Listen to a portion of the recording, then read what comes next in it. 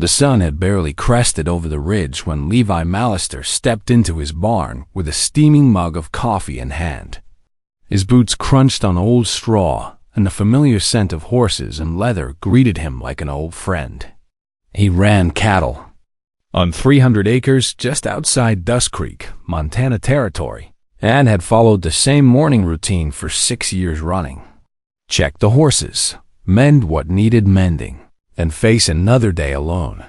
But this morning brought something unexpected. There, curled up in the hay near the back wall, was a woman. She lay asleep with her face turned toward the soft golden light streaming through the barn slats. One arm wrapped protectively around two small children twins, maybe 3 years old, and nestled against her chest was a small rust-colored hen, content and surprisingly quiet. Levi blinked hard, certain the coffee hadn't taken hold yet.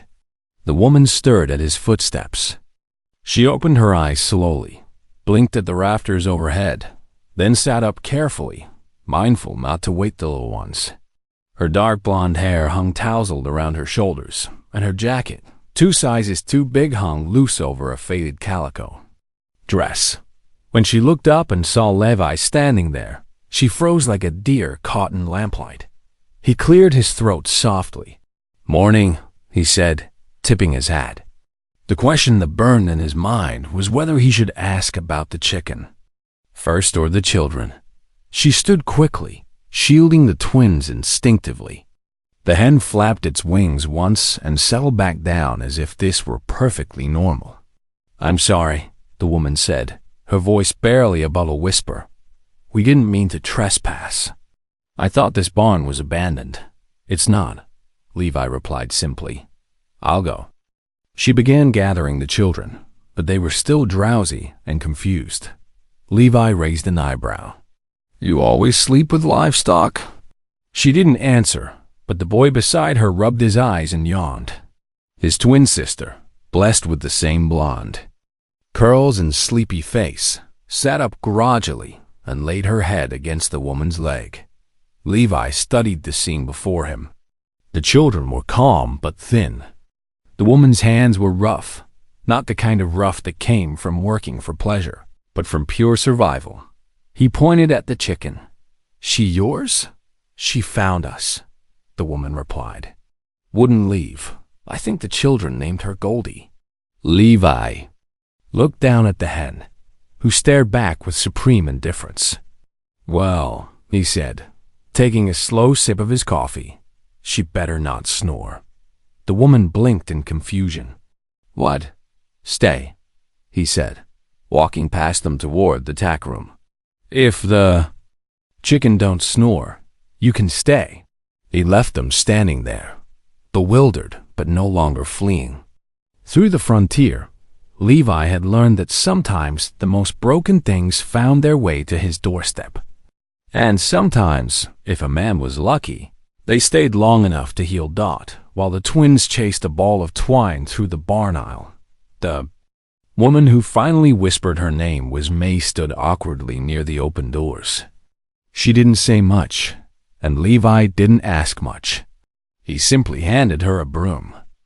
"Not much of a welcome gift," he said with a slight grin, "but this place needs sweeping." May took the broom without hesitation. For the next hour, they worked in comfortable silence. The children played in the sweet-smelling hay while Goldie followed them like a feathered guardian. Occasionally, Levi caught May glancing at him with that same uncertain tension, like someone expecting to be turned away at any moment. When the barn was clean, he offered her a slice of cornbread and a jar of cold milk. She accepted both without a word, though her eyes held a gratitude too deep for speaking. The girl twin Millie, May whispered, fell asleep on a saddle blanket in the shade. Her brother Jesse built a shaky tower out of feed buckets, his tongue poking out in concentration. Levi sat nearby, arms crossed, watching the way May watched her children. There was something fierce and protective in her gaze, but also something fragile. "They yours?" he asked finally. May's body stiffened. "They're mine to protect." "Fair enough." He didn't press further. In the territory, a person's past belonged to them until they chose to share it. That evening, May insisted on sleeping in the barn again. "I don't want to be in anyone's way," she said quietly. "You're not," Levi replied. "It's just until I figure things out." He shrugged. "Suit yourself. But the couch is warmer than hay." "Hay feels honest," she said, and something in her voice told him she'd slept in far worse places. He didn't argue, but he left the barn light burning and placed a wool blanket nearby. At midnight, he heard the soft patter of bare feet on his porch. When he opened the door, there stood May, holding one twin in each arm. "I changed my mind," she whispered. Goldie followed behind, clucking softly in approval. Levi stepped aside. "They snore?" he asked with a hint of humor. May smiled, the first real smile he'd seen from her. "Only when they feel safe." He nodded slowly. "Then welcome home, for now," as he watched her settle the children on his old sofa, wrapping them in quilts his late wife Emily had stitched. Levi felt something shift in his chest. The house had been quiet too long. Maybe it was time for voices again, even if they came with a stubborn chicken and no shoes. May woke before dawn, long before the twins stirred beneath the old quilt Levi had found for them. Goldie was already up, scratching softly at the kitchen rug like she owned the place. May moved through the farmhouse kitchen carefully, as if afraid to disturb the very walls. When Levi found her, she was rinsing dishes from a breakfast she'd cooked and eaten alone. Flapjacks, eggs, and coffee strong enough to wake the dead. "You didn't have to do that," he said, pouring himself a cup. May glanced back. "Habit." He leaned against the doorframe, studying her. "You always fix up places that aren't yours." She wiped her hands on a dish towel. "Only when they let me stay." Levi didn't say anything more, but he watched her closely. How she moved with purpose, but held tension in her shoulders, like someone always ready to flee. How she checked the windows twice and kept her voice low even when the children were sleeping. The twins adjusted to ranch life with the resilience only children possess. Jesse liked chasing the other chickens, though Goldie protested loudly every time he got too close to her territory. Millie was quieter, more watchful. She sat beside Levi when he worked on saddle straps, observing with big eyes and a calmness that seemed too old for her 3 years. May offered to help wherever she could, mending fences, scrubbing the tool shed, learning to cook for a grown man instead of just surviving. Her hands were clever with broken things. "You don't have to earn your place here," Levi told her one afternoon as she repaired a gate hinge. May looked up from the work, her hair catching the sunlight. "I do. You just don't know it yet." He wanted to ask what that meant, but something in her expression warned him off. There were wounds here that went deeper than he could see. That evening, the twins fell asleep on the porch swing, wrapped together. Like puppies, Goldie perched nearby, standing guard. Levi brought May a cup of chamomile tea and settled beside her on the steps. "You plan on staying long?" he asked, watching the horizon turn purple. She sipped her tea thoughtfully. "I didn't plan anything. People usually show up at my place for one of two reasons," he said. "They're looking for something, or they're hiding from something." He tilted his head. "Which are you?" May didn't answer right away.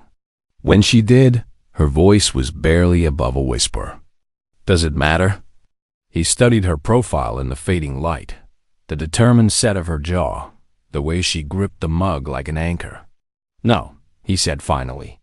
"Not if the chicken still doesn't snore." For the first time since he'd found them, May laughed. The sound was soft, almost surprised, as if she'd forgotten she could make it. "Goldie's the only one with no troubles," she said. "She seems smug about it," Levi added, and May's laugh came easier this time. She looked at him then, her eyes bright with something that might have been hope. "Thank you for not asking too many questions." I'll ask when you're ready to answer."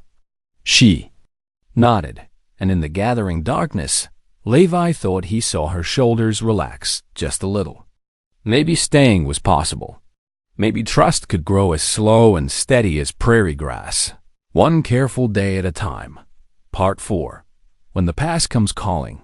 The black automobile appeared on the dusty road like a bad omen, its polished surface gleaming against the rough Montana landscape. May had been hanging laundry on the line, humming softly while the twins played nearby, with Goldie supervising from her perch on a fence post.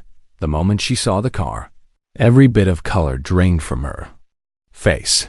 She gathered the children quickly, her hand shaking as she ushered them toward the house. Jesse started to protest. He'd been building a fort with sticks, but something in his mother's voice made him obey without question. Levi emerged from the barn just as a man in an expensive suit stepped from the vehicle. Everything about him: Screen City money-polished shoes, pressed clothes, a watch chain that caught the sunlight. He looked grotesquely out of place against the honest dirt and weathered wood of the ranch. "Morning," the stranger called out, his smile thin as paper. "I'm looking for someone." A woman named May Bennett, traveling with 2 small children. Levi kept his expression neutral, but his hand moved instinctively closer to the rifle propped against the porch rail. "Never heard of her." The man's eyes swept over the property, taking in the fresh laundry, the children's toys scattered in the yard, the signs of domestic life. "You sure about that?" "I represent someone with a keen interest in finding her, someone who misses her dearly." "I know who's on my land," Levi said, his voice carrying the kind of quiet authority that came from years of dealing with difficult cattle and difficult men. "And if you're here without invitation or reason, you should leave." The stranger studied Levi for a long moment, clearly calculating whether to press harder. Behind one of the windows, May watched with terror etched into every line of her face. The twins clung to her skirts, sensing danger they couldn't name. Finally, the man gave another cold smile. "If you do happen to see her, tell her she can't run forever. Tell her that Marcus is a patient man, but his patience has limits." He adjusted his cufflinks with deliberate precision. "Tell her the children need their father." With that, he climbed back into his automobile and drove away, leaving a cloud of dust and unspoken threats hanging in the air. Levi waited until the car disappeared completely before turning toward the house. He found May collapsed in a chair, her whole body trembling like a leaf in a storm. "Was that him?" Levi asked gently. "No," she whispered, "but he works for him. Marcus has money, influence. He can afford to send people." Levi knelt beside her chair. "What did you run from, May?" She closed her eyes, and when she opened them again, they were bright with unshed tears. "I was married to a man who owned me like property, who said the children were his to shape however he saw fit. When I tried to leave the first time, he had me declared unstable, said I was an unfit mother. But you got away. I stole away in the night like a thief. Took nothing but the clothes on our backs and what little money I could hide." She looked toward the window where the twins were now playing quietly, unaware of the storm brewing around them. "He swore he'd find us. Said no court would believe. A woman over a respected businessman." Levi's jaw tightened.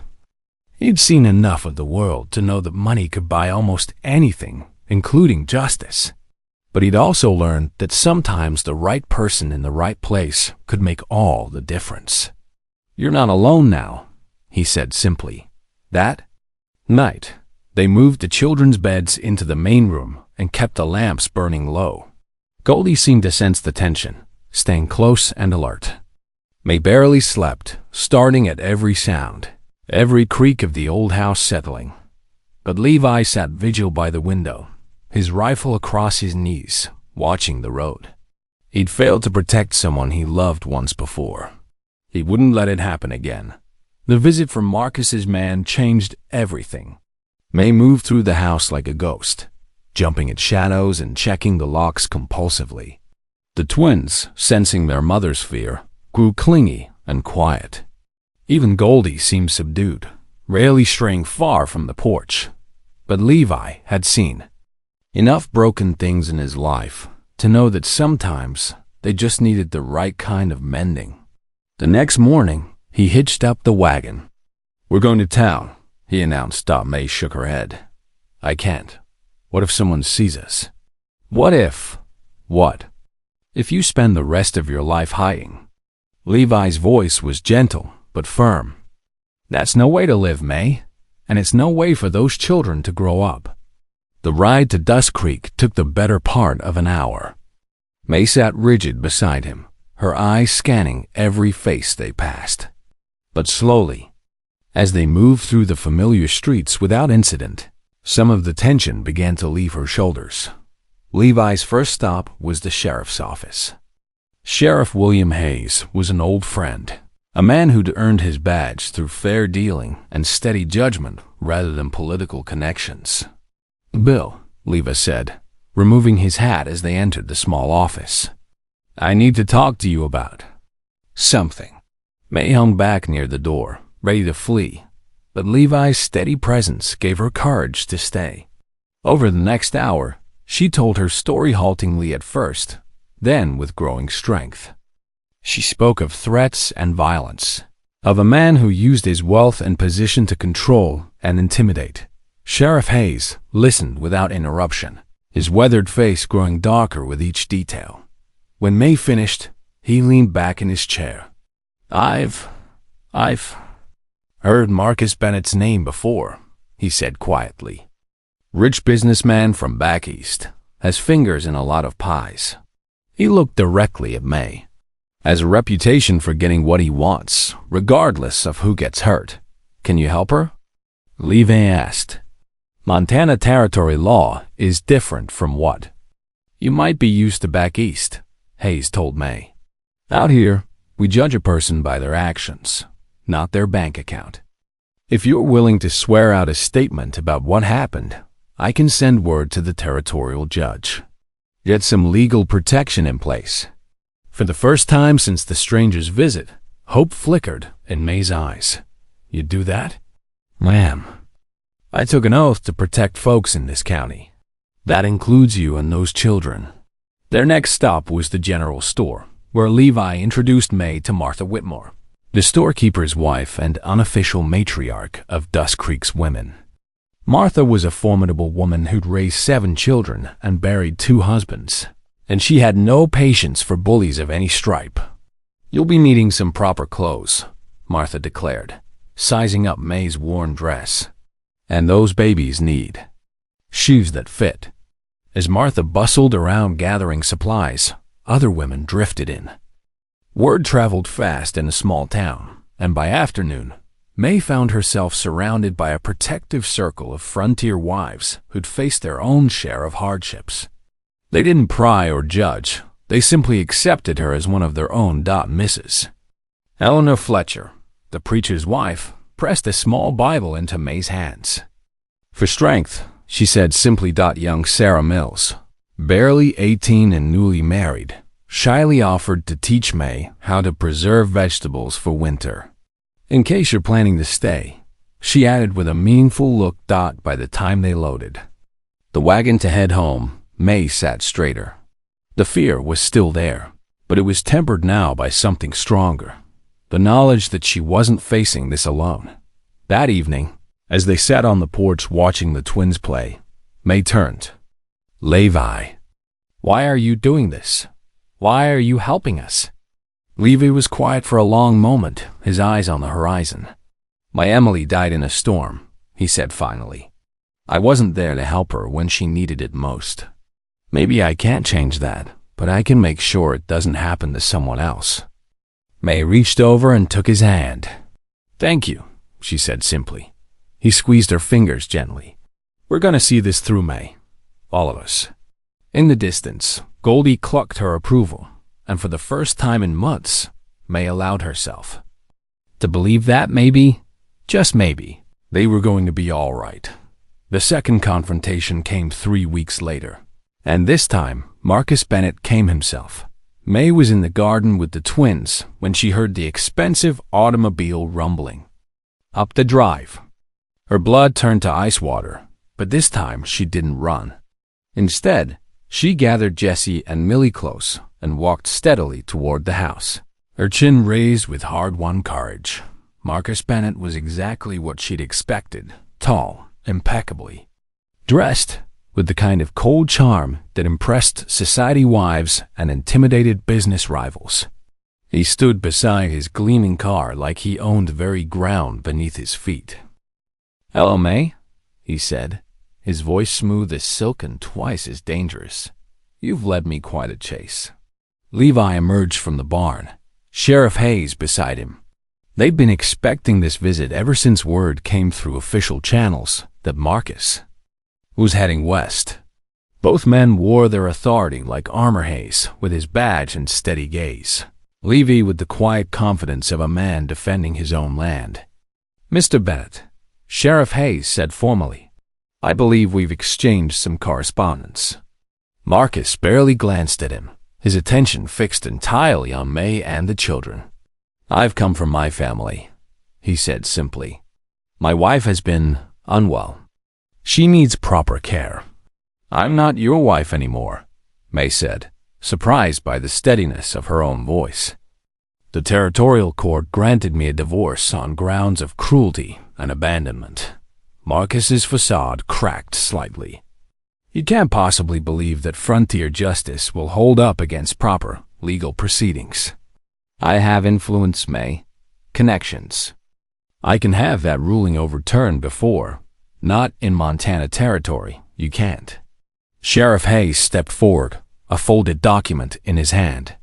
"This here's a restraining order, signed by Territorial Judge Harrison himself.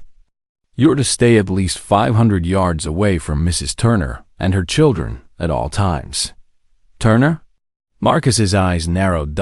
May lifted her chin higher. "My maiden name. The name I'm taking back. And the children are staying with their mother," Levi said quietly, but there was steel in his voice. "Where they belong." Marcus looked between them, calculating odds like a gambler studying cards. The twins clung to May's skirts, but they weren't cowering. They'd grown stronger too, these past months, nourished by safety and honest affection. "This isn't over," Marcus said finally. "I have resources, connections. I can make life very difficult. For all of you. So can I," said a new voice. Everyone turned to see Judge Harrison himself climbing down from a dusty buggy. He was a small, weathered man who looked more like a retired shopkeeper than a territorial judge, but his reputation for fairness and backbone was known throughout Montana. "Your Honor," Marcus said, quickly adjusting his tone. "I wasn't expecting—" "No, I don't imagine you were." Judge Harrison walked over to stand beside May. "Funny thing about influence, Mr. Bennett. It works differently out here than it does back east. Out here, we judge a man by how he treats those who can't defend themselves." The judge looked pointedly at Jesse and Millie, who were peeking out from behind their mother's skirts. "And we especially don't take kindly to men who threaten children. I would never. You hired private investigators to track down a woman and her children across 3 states. You sent intimidating messages through intermediaries. You've made threats against citizens of this territory." Judge Harrison's voice remained calm, but it carried absolute authority. "That constitutes harassment and stalking under territorial law." Marcus's carefully constructed composure finally cracked completely. "You can't be serious. I'm a respected businessman with connections to senators and the territorial judge for this district," Harrison interrupted. "Your connections don't reach here, Mr. Bennett. My advice is to return to whatever hole you crawled out of and stay there. Any further contact with Mrs. Turner or her children will result in immediate arrest." The silence stretched taut as a bowstring. Finally, Marcus Bennett climbed back into his automobile, his face a mask of barely controlled rage. "This isn't finished," he said through the car window. "Yes," Judge Harrison replied mildly. "It is." They watched the black car disappear in a cloud of dust. When the sound of its engine finally faded completely, May's knees gave out. Levi caught her before she could fall, holding her steady while she wept, not from fear this time, but from pure relief. "It's over," she whispered against his chest. "It's really over." "Yes," he murmured into her hair. "It is." The twins, sensing the change in the air, broke free from the tension that had held them frozen and ran laughing toward the chicken coop, where Goldie waited with maternal patience. For the first time in years, May Turner was truly free. Autumn came to Dust Creek with a blaze of gold and crimson, painting the rolling hills in colors that took May's breath away. She stood on the porch in the early morning light, a cup of coffee warming her hands, watching Jesse and Millie chase fallen leaves while Goldie supervised with regal dignity. The past months had worked a quiet transformation on all of them. The children had grown tall and sturdy, their laughter coming easily now. May herself felt different, stronger, more solid, as if she'd finally grown roots worth keeping. And Levi ... Levi had become the steady center around which their small world revolved. "You're up early," he said, emerging from the barn with his own steaming cup. "Couldn't sleep," May admitted. "Too much thinking." He joined her at the railing, close enough that their shoulders touched. "Good thinking or bad thinking?" "Grateful thinking." She gestured toward the children, who had discovered a patch of frost that crunched satisfyingly under their feet. "Look at them, really look. When's the last time you saw children that free?" Levi watched Jesse teaching Millie to skip stones in the water trough while Goldie clucked encouragement. "They're thriving. Because of you, because of this place." May turned to face him fully. "Levi, I need you to know." "May." He set down his cup and took her hands in his. "Before you say whatever you're about to say, I have something to tell you." Her heart stuttered, but his gentle smile reassured her. "I wrote to Emily's parents back in Ohio," he said quietly. "Told them about you and the children. About how this place came alive again." May held her breath. "They wrote back last week. Said Emily would be happy, knowing the house was full of laughter again." His thumbs traced gentle circles on her knuckles. "Said they'd like to meet you someday. All of you." Tears pricked May's eyes. She'd worried sometimes about Emily's memory, about whether she was intruding on sacred ground. To know she had the blessing of Liva's late wife's family felt like a final piece clicking into place. "What does that mean?" she asked softly. "It means," Levi said, releasing her hands only to cup her face gently, "that if you'll have me, I'd like to make this official." "Make us official." May's breath caught. "Are you proposing to me, Levi Mallister?" "I am." His eyes were steady. "Sure." "I love you, May Turner. I love those children like they were my own. I love the way you hum while you work and the way you worry. Over everyone but yourself. I love that you brought a chicken to my barn and refused to let her go." "The chicken brought herself," May protested through her tears. "Then I love that too." He smiled. "Marry me, May. Let's make this real." She threw her arms around his neck, laughing and crying at the same time. "Yes," she whispered against his ear. "Yes, yes, yes." Jesse and Millie, drawn by the commotion, came running. When Levi explained that he and their mother were getting married, that they would all be a real family now, Jesse cheered and Millie clapped her hands with delight. "Does that mean Goldie gets to stay too?" Jesse asked seriously. "Wouldn't dream of splitting up the family," Levi assured him as if summoned by her name. Goldie appeared and settled herself importantly between them all, clearly approving of these developments. The wedding took place 6 weeks later in the little church in Dust Creek. May wore a dress Martha Whitmore had sewn specially for the occasion, simple but beautiful, in a soft blue that matched the Montana sky. Jessie and Millie stood up with them, beaming in their new clothes, while Goldie waited patiently outside, tied with a blue ribbon that matched May's dress. Sheriff Hayes walked May down the aisle, having gruffly declared that any woman brave enough to face down Marcus Bennett deserved proper representation. Judge Harrison performed the ceremony, his stern face softened by genuine warmth as they exchanged vows. May felt the last of her old fears finally drain away. She was no longer running, no longer hiding. She was May Mallister now, wife and mother, part of a community that had claimed her as their own. That night, as they sat on their porch now watching the stars emerge, Levi pulled her close. "Any regrets?" he asked quietly. May considered the question seriously, thinking of the long road that had brought her here. The fear, the loneliness, the desperate flight across 3 states with 2 babies and nothing but hope. "Just one," she said finally. Levi tensed slightly. "What's that?" She smiled up at him, her eyes dancing with mischief. "I wish I'd found your barn sooner."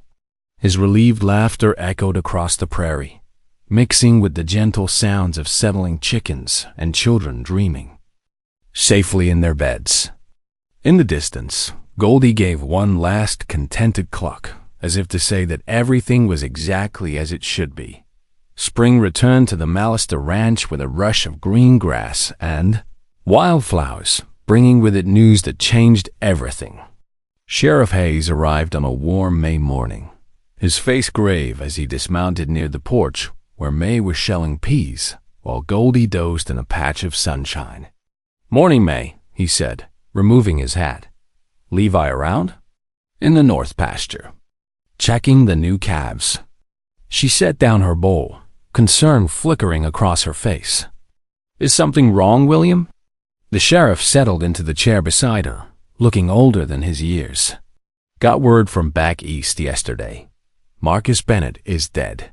May's hand stilled on the peas. After all these months of peace, the name still had the power to send ice through her veins. "How?" "Heart attack, apparently. Happened in his office 3 weeks ago." Hayes studied her face carefully. "There's more. Seems you've been having financial troubles. Some bad investments, some questionable business dealings. His estate's tied up in legal proceedings, but the important thing is this: any claims he might have had regarding you or the children died with him." The bowl of peas slipped from May's nerveless fingers, scattering green spheres across the porch boards. For a moment, she couldn't breathe, couldn't think beyond the simple, stunning truth. It was truly over. "May, you all right?"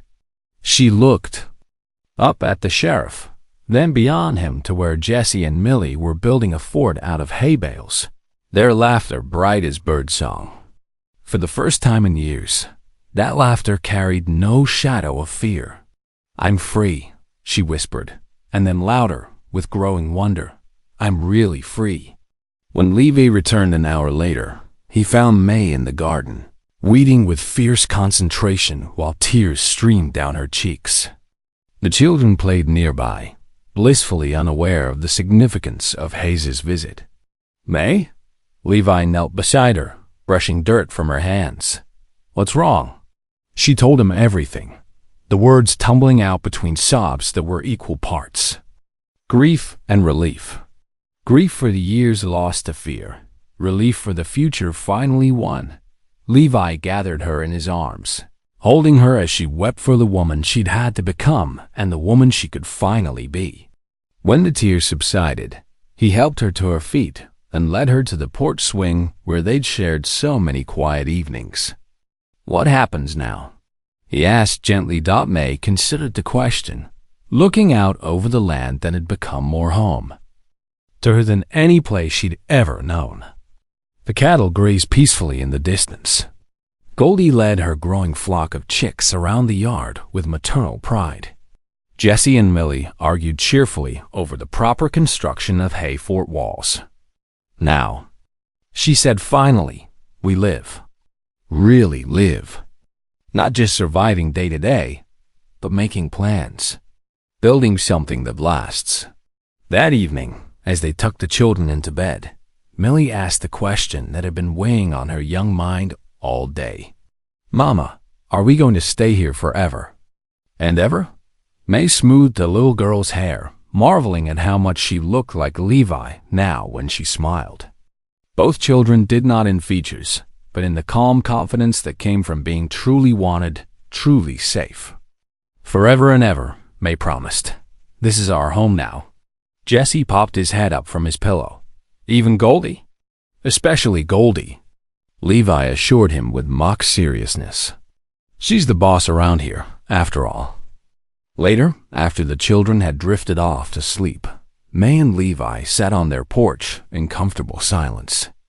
The night air carried the scents of summer-sweet grass, wildflowers, the promise of rain on the horizon. "Do you remember," May said softly, "that first morning when you found us in the barn?" Levi chuckled. "Hard to forget. You looked like you expected me to throw you out on your ear." "I did." She leaned against his shoulder, solid and warm in the darkness. "I'd been turned away from so many places, told so many times that we weren't welcome. When you said we could stay if Goldie didn't snore ... She still hasn't," Levi pointed out. "No, but I think that's beside the point now."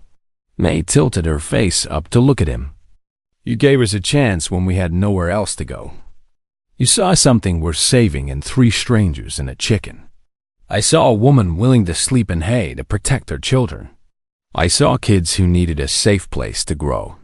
The chicken was just a bonus." May laughed, the sound floating out over the prairie like music. "I love you, Levi Mallister. I love this life we've built together. I love that our children will grow up knowing what it means to be truly wanted."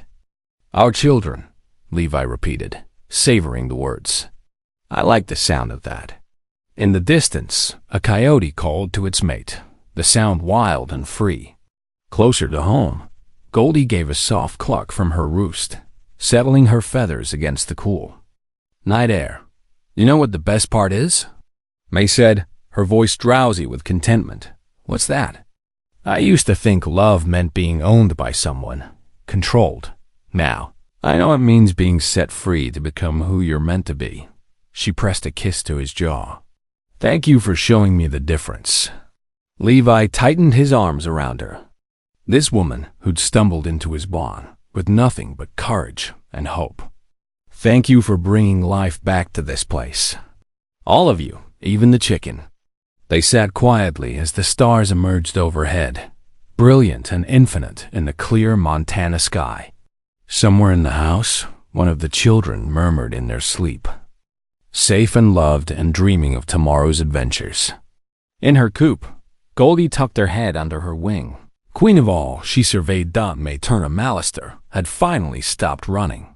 She'd found what she'd been searching for without even knowing it, a place where broken things could heal, where love meant freedom instead of fear, where a woman and her children, and even a stubborn chicken, could write their own story.